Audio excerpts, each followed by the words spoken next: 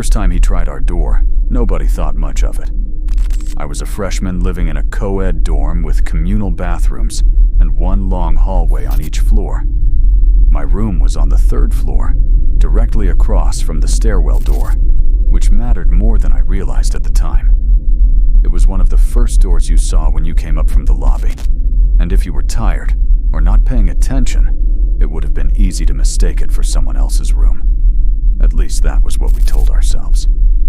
I had one roommate, Melissa. We weren't best friends, but we got along. She had earlier classes than I did, so she was usually asleep before me. I tended to stay up later doing homework or pretending to do homework while watching videos with headphones on. About 3 weeks into the semester, around 1 in the morning, someone tried our handle. Melissa sat up immediately and said, "Did you lock the door?"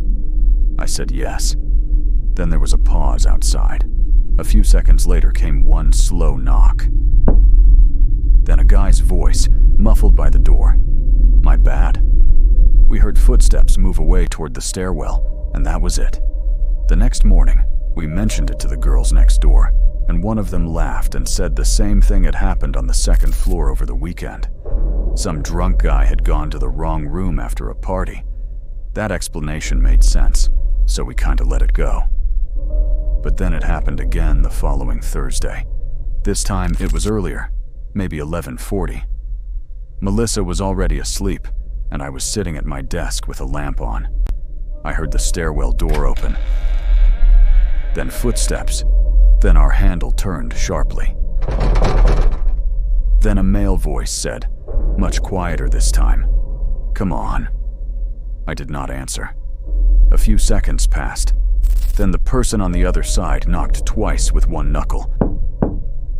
Almost casually, like he knew whoever was inside and did not want to wake anyone else up. When I still said nothing, he tried the handle one more time and then left. The next morning, I told our RA about it. He asked the obvious questions. Did we know who it was? Did we hear more than one voice? Did it sound drunk? I said no, and not really. He told us to keep the door locked, which we already did, and said if it happened again, we should call him right away. Now, the weird part was that it did not happen again for almost 2 weeks. Long enough that we forgot about it. Long enough that it started to feel dumb and small compared to everything else happening that month. Then one Sunday night, I came back from the library around 10:15 and found a sticky note on our door. It just said, "Wrong room again. Sorry." No name, no room number, nothing. I showed it to Melissa, and she immediately said that was not funny. I agreed, but we still assumed it was probably someone trying to make a joke out of the earlier nights. She threw it away, and we moved on. What changed the whole thing was what happened in the laundry room. Each floor had a tiny laundry room at the far end of the hall, with 2 washers and 2 dryers. One Tuesday, I was down there around midnight switching my clothes, when the stairwell door opened behind me. I thought it was Melissa at first, because she sometimes stayed up late talking on FaceTime in the hall. It was not Melissa. It was a guy I had seen before, but did not know. Tall, dark hoodie, baseball cap pulled low. He stepped out of the stairwell, looked directly at me, then looked at the dryer I was using. I expected him to keep walking. Instead, he said, "You're not in there tonight?" I just stared at him. He nodded back toward the hall. "Your room." I said, "What?" He gave a quick shrug. "I knocked before." Everything in me went cold. Before I could answer, he looked at the washer behind me and said, "Never mind," then turned and went back through the stairwell door. I waited until I heard his steps going down before I moved. Then I took my wet clothes out of the dryer without folding them, shoved everything into the basket, and went straight back to the room. Melissa was there, sitting on her bed reading. I asked if anyone had come to the door. She said no. The next day, I wrote down exactly what the guy looked like and took it to the RA.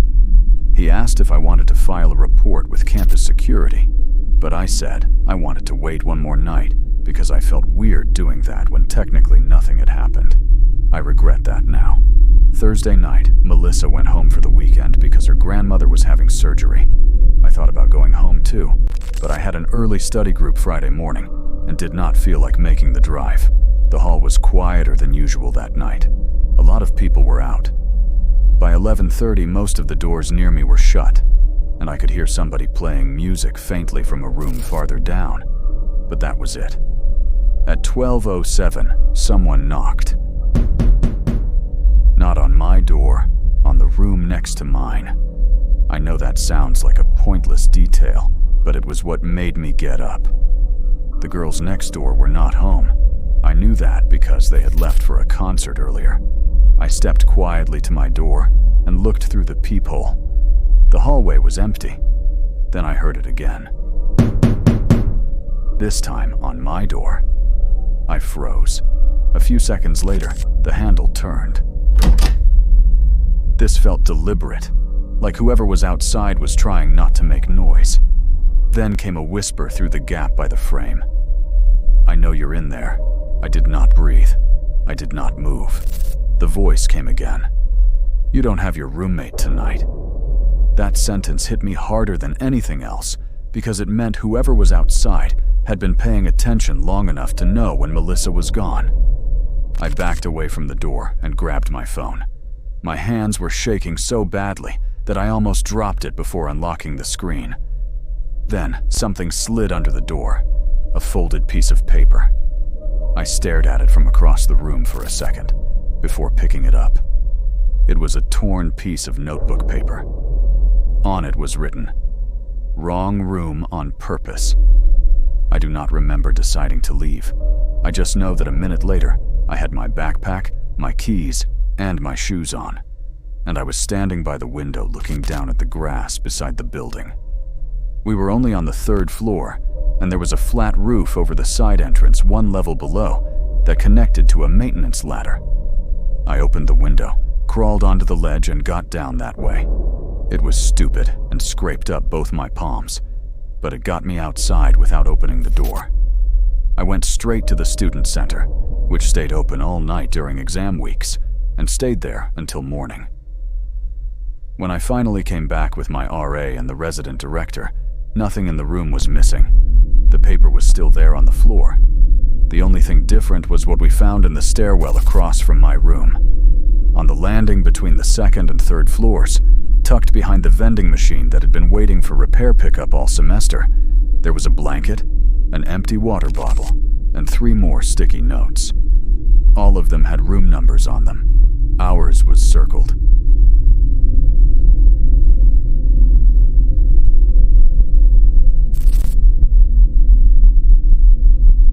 The first call came through the lobby intercom at 11:43 on a Tuesday. I remember the time because I had just finished brushing my teeth, and my roommate, Emma, was already asleep with one of those silk eye masks on that made it look like she was trying much harder at college than I was. Our dorm had an old call system that connected the front entrance to the room phone, which almost nobody used anymore, unless a delivery driver or a locked-out resident needed to be buzzed in. The phone rang once, loud enough to make both of us jump, and I picked it up before it woke the whole floor. A man's voice said, "Leah?" Just that. I said, "Wrong room." There was a short pause, and then he asked, "This isn't 314. I told him it was, but no one named Leah lived there. He hung up without another word. I stood there for a second with the receiver still in my hand, trying to decide whether that was weird or just the kind of random mistake that happens in dorms all the time. I was a freshman then, only about 6 weeks into the semester, and almost everything in the building still felt slightly strange to me. The rooms were small, the walls were thin, and the front desk always smelled like microwave popcorn no matter what time it was. The next afternoon, there was a paper takeout bag sitting on the shelf outside our door. That was not unusual by itself. People got food delivered all the time, and drivers were not always great about matching the room numbers. But written on the receipt in black marker was Leah, 314. Emma thought it was funny. She said maybe the girl who lived there before me still had our room number saved in some delivery app. That explanation made enough sense that I even took the bag downstairs and left it on the front desk with a note that it had gone to the wrong room. When I mentioned it to our RA that night, she shrugged and said the previous resident in 314 had transferred suddenly before the semester started, and that some of her stuff had kept getting forwarded for a while. That should have made me feel better.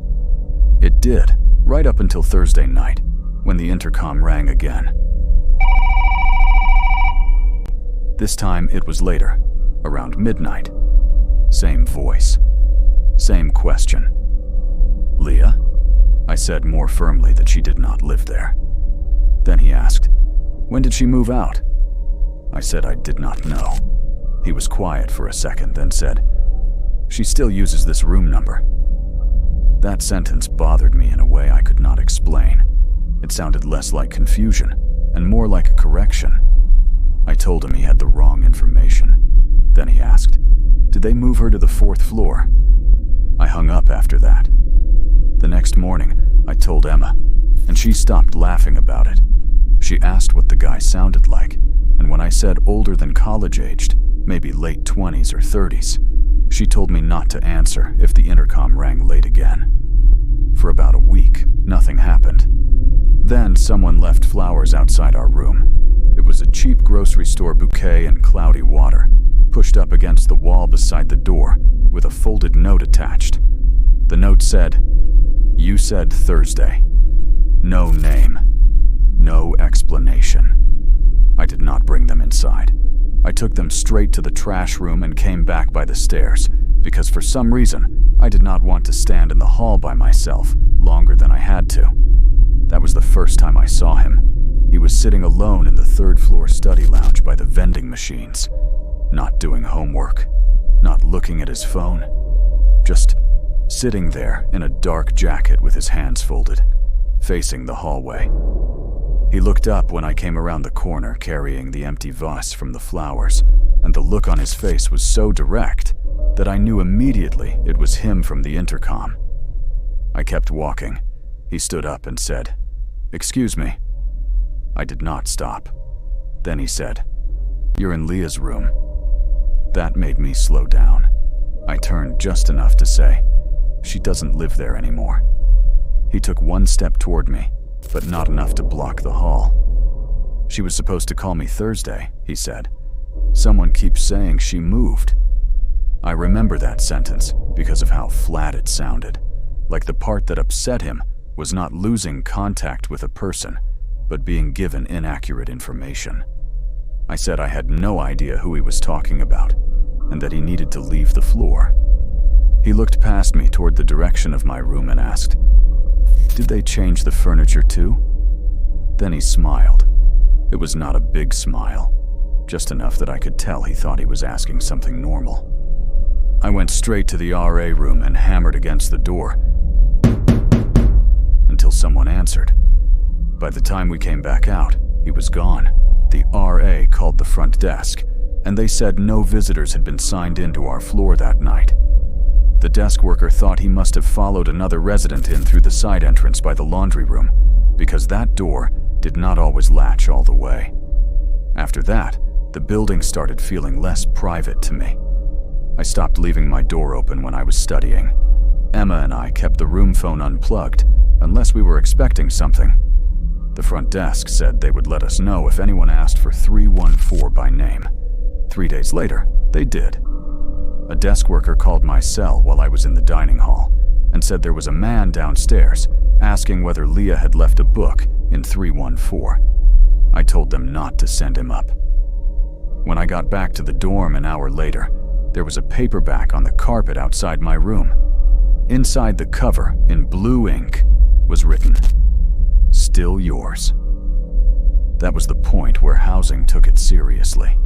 They changed the room phone number connected to 314, took Leah's name off the old internal directory that apparently still listed former residents, and told the desk not to allow anyone asking for her upstairs. I thought that would end it. It did not. The final time I heard from him was the weekend before fall break.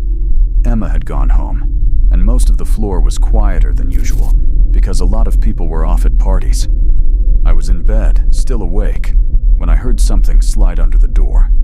The faint sound of paper against carpet made me freeze. I stayed where I was for almost a full minute before getting up. On the floor by the door was a campus map, torn from the orientation packet they gave freshmen during move-in. Room 314 was circled.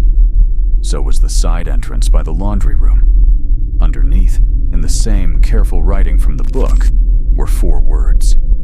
"You're still answering there." I moved out of that room 2 days later. Housing called it a temporary reassignment.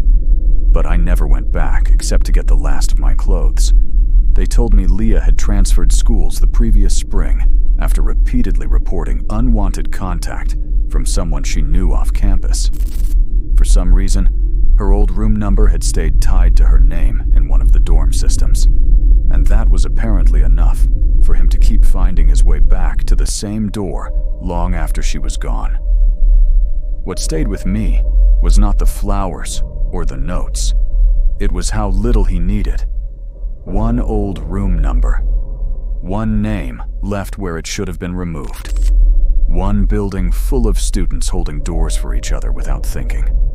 That was enough for him to keep coming back, convinced that if somebody answered from 314, it still belonged to her.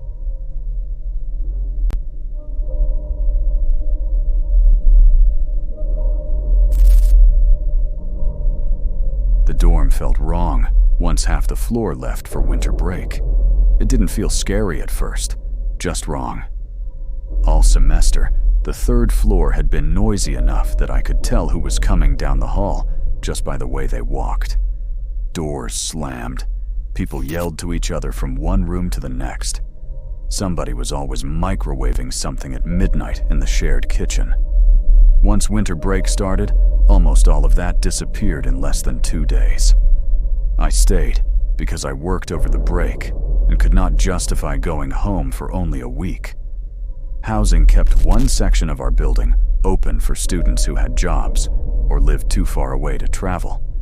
On my floor, that meant maybe 6 people total. My roommate went home the first Friday, and by that night, the hallway outside our room sounded more like a hotel than a dorm. At first, I liked it. I was 19, done with finals, and finally had quiet. I could study in the lounge without 10 people talking over each other, and the communal bathroom was actually clean for once. The only weird part was the room at the very end of the hall. 317 had been empty since October. The guy who lived there withdrew halfway through the semester after a family emergency, and nobody new moved in. Facilities emptied the room except for a bed frame and desk, and the RA kept it locked. Everybody knew it was vacant because the whiteboard on the door was still blank, while every other room had messages and doodles on it. 3 nights into break, I came back from work around 10:20 and saw writing on that board. It said, "Back Sunday. Don't touch my stuff." I stopped in the hall and just looked at it. I knew nobody was assigned to that room. I also knew our RA was home for break because she had told us which alternate RA was covering the building. My first thought was that one of the few guys still on the floor was messing around because there was so little else to do. So I laughed to myself and went to my room. The next morning, the message was gone. The board had been wiped clean. Somebody had written it late enough that I saw it after work, then erased it before most people on the floor woke up. That was weird. The same day, I noticed my carton of orange juice in the shared kitchen had been moved from the back of the fridge to the front. I knew it was mine because I had written my room number across the cap in black marker. There were only 2 other things in the whole fridge besides it: a takeout container and half a gallon of milk. I stood there trying to remember if I had moved the juice myself before work, but I knew I had not. I pushed it back and forgot about it until that night. When I got out of the shower, There was a paper towel folded on the bench inside the bathroom with my room number written on it. 312. Nothing else. Just my room number in blue ink. I looked around the bathroom expecting somebody to come out of a stall and laugh, but it was empty.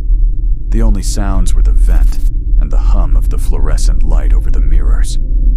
I threw the paper towel away and went back to my room without saying anything, because, even then, I still felt stupid for being bothered.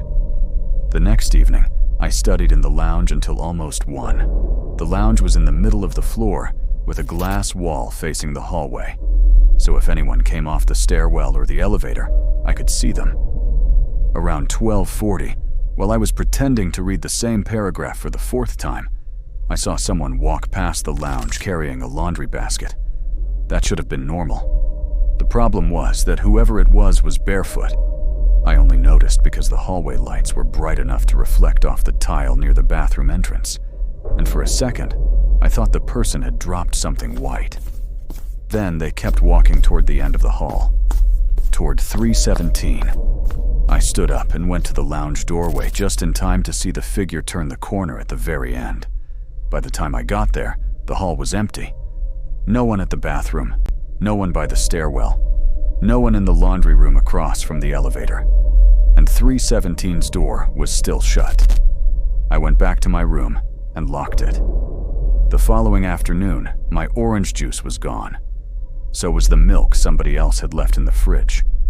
At that point, I finally texted the alternate RA and asked whether anyone had been temporarily assigned to 317 over break. He said no and asked why. I told him about the board and the weird stuff in the kitchen, but left out the barefoot person because I knew how that sounded. He replied that nobody should be in the room and that he'd stop by later. He never did. That night, around 11:15, I came back from work, and the whiteboard on 317 had a new message. Quiet after 11. I took a picture and texted it to the RA. He replied with a thumbs up and said he would check with building services in the morning. I went into my room, locked the door, and stayed there. At 12:07, someone knocked once. Then another one, higher up. Then silence.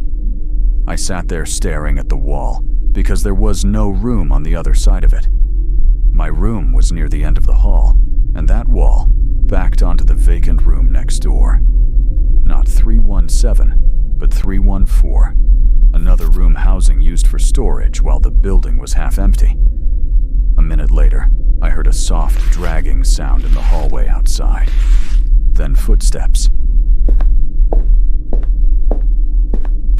They stopped directly outside my door.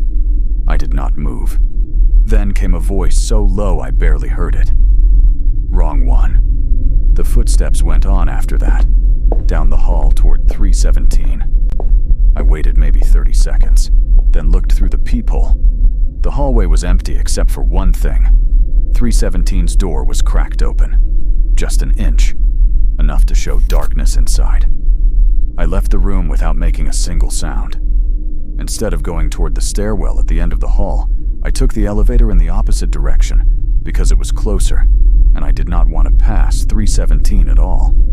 I spent the rest of the night in the student union. The next morning, I went back up with the hall director. She actually took me seriously. When we got to the 3rd floor, 317's door was shut again, but the whiteboard had been wiped clean. Facilities opened it for her. The room was not empty. Whoever had been staying there had pushed the bed frame against the wall and laid blankets on the floor behind it, where you could not see them from the doorway.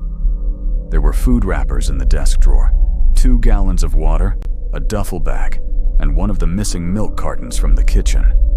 The window was unlocked, and the screen had been cut neatly along one edge so it could be lifted out and set back in place from outside.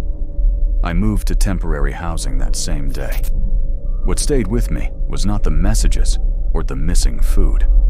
It was the idea that someone had chosen winter break for exactly the reason I liked it. The floor was quiet, half empty, and easy to learn. Enough people gone that a stranger could move down a hall barefoot at midnight, write on a vacant room's whiteboard, take food from the fridge, and still rely on everyone left behind to assume they were only imagining how strange it felt.